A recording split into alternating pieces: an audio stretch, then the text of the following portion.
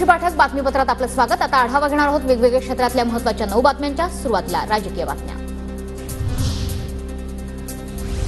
विधानसभा निवडणुकीसाठी शिंदे गटाचं मिशन ताई माई अक्का। शिंदे गटाच्या मिशनवर संजय राऊतांची वादग्रस्त टीका। माझं तोंड खराब आहे असं म्हणतात लोक। ताई माई अक्का माझा पक्ष का असं बोललं तर काय होईल? प्रतिष्ठा मिळाली। पाठीमध्ये खंजीर खुपसून आईच्या लफंग्यांच्या टोळ्या घेऊन फडणवीसांनी महाराष्ट्रात गटारी राजकारण सुरू केलं। ठाकरेंनी टीका केली नाही तर तलवार उपसली आणि घाव घातला। संजय राऊतांची फडणवीसांवर जोरदार टीका। आमच्या नादी लागा, तुम्हाला 20 फूट खाली गाडू। भाजपच्या उत्तरानंतर संजय राऊतांचं देवेंद्र फडणवीसांना प्रति आव्हान।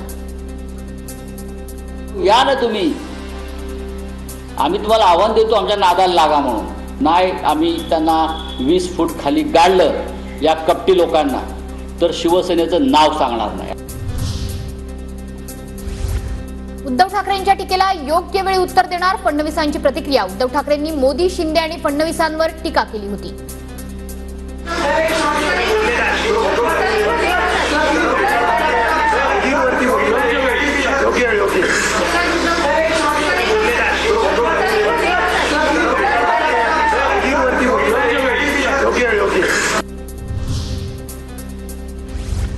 मुंबईतल्या 16 जागांसाठी काँग्रेसची मोर्चे बांधणी सुरू। काँग्रेसकडून लवकरच मुंबईत यात्रेचं आयोजन। ठाकरे गटाच्या जागांवरही काँग्रेस दावा करणार। विधानसभा निवडणुकीच्या पार्श्वभूमीवर 7 ऑगस्टला महाविकास आघाडीची बैठक। बाळासाहेब थोरात यांची प्रतिक्रिया। विदर्भात ठाकरे पवारांचा एकही उमेदवार निवडून येणार नाही। भाजप नेते आशिष देशमुख यांचं पवार गट ठाकरे गटाला आव्हान। उद्धव ठाकरेंची शिवसेना हिनी जर विदर्भाच्या 62 जागांपैकी एक जरी जागा विदर्भात जिंकली ना तर माझं तुम्ही नाव बदलून टाका। तीच परिस्थिती शरद पवारांच्या राष्ट्रवादी काँग्रेसची होणार आहे। महायुती आणि महाविकास आघाडी समोर एक सक्षम पर्याय देण्याचा प्रयत्न। प्रकाश आंबेडकर आणि बच्चू कडूंसोबत भेटीगाठींना सुरुवात। नुकतीच राजू शेट्टींकडून इम्तियाज जलील यांचीही भेट घेण्यात आली।